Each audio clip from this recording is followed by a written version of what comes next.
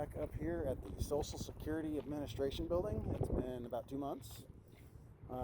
I am currently trespassed from the building, so we're going to stand on the outside of the building and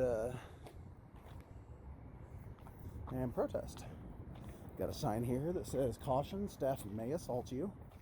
And we're going to stand out front of the building and warn anyone going in that staff is a little crazy and they may assault you.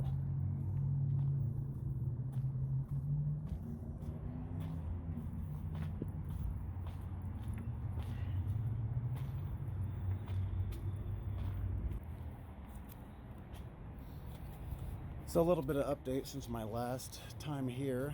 Like I said, I've been trespassed from this building, but it's only from the inside of the building. Confirmed that with my attorney. Have since been trying to file complaints with FPS, which has gone pretty well ignored.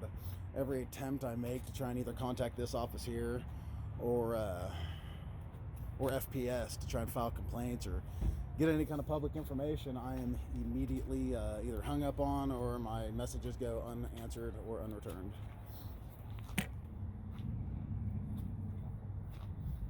I've also since contacted the Independence Police Department, which is the department that arrested me. And let's see, they have since investigated themselves and found no wrongdoing, which is hilarious. Let's see what else we got. They have since then informed me that they cannot and will not take a police report for the security guard assaulting me because, you guessed it, they don't have jurisdiction here. But whenever I ask them how they have the jurisdiction to arrest me, they get real quiet and say, well, because we got a phone call and we can do that. So something tells me this Independence PD is going to have to learn what they can and can't do.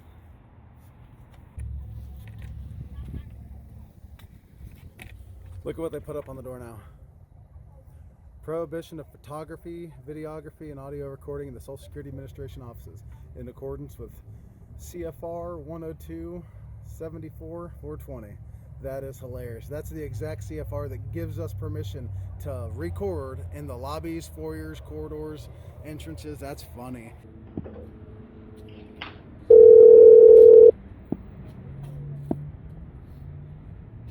Internal Affairs.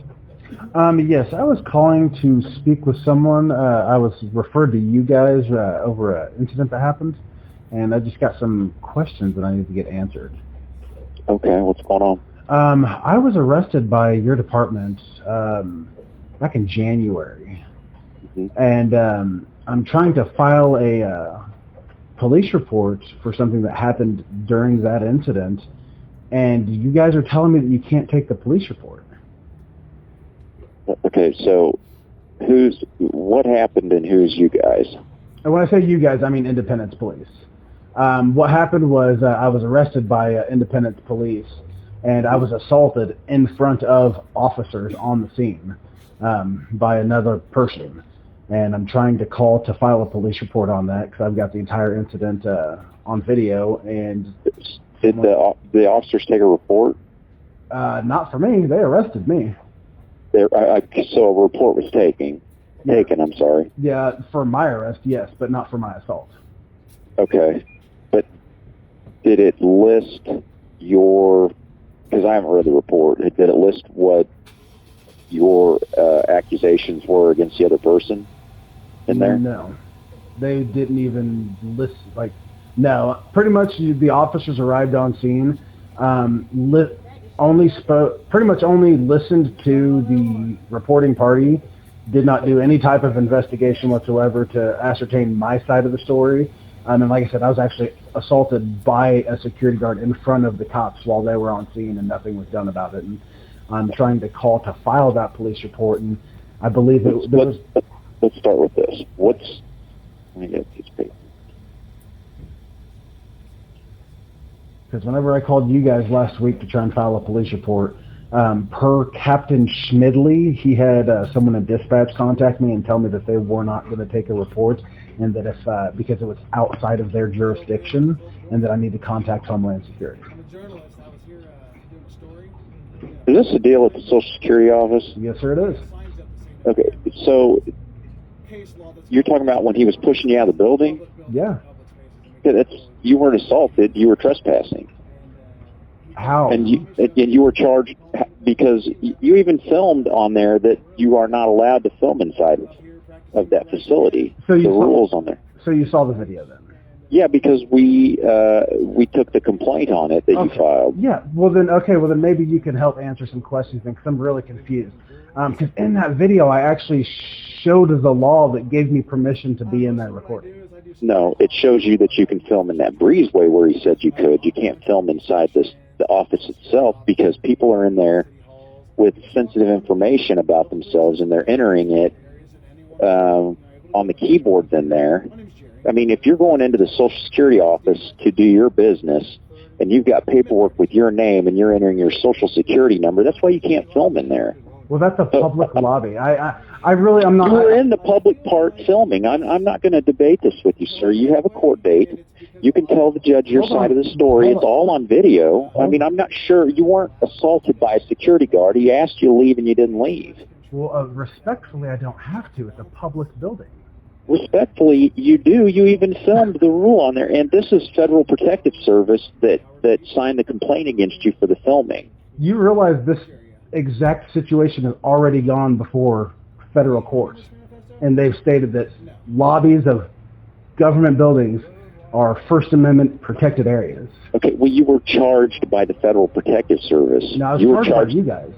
You were charged by us for interfering. You were charged by Federal Protective Service for the filming. No, I was charged by you guys for interfering and trespassing, and that's where I'm confused. And they signed the complaint against you. Okay. We took the complaint. We made the arrest based on their complaint. On whose complaint? The security guard? Federal Protective Service. Now, see, it was the security guard. Federal Protective Services didn't get there until after I was already arrested. Okay, well, what would you like me to do? What can I do to remedy this situation for you right now?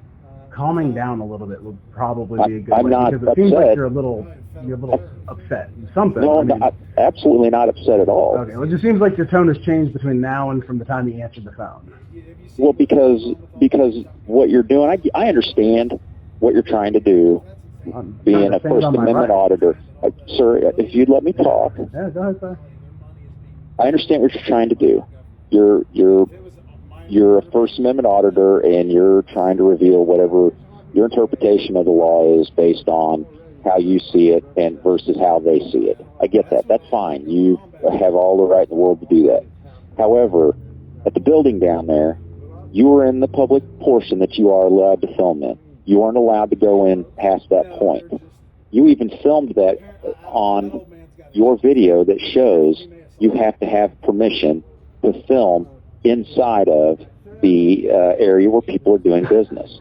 So whether you want to believe that or not, whether a judge wants to find you not guilty or not, that's neither here nor there with me.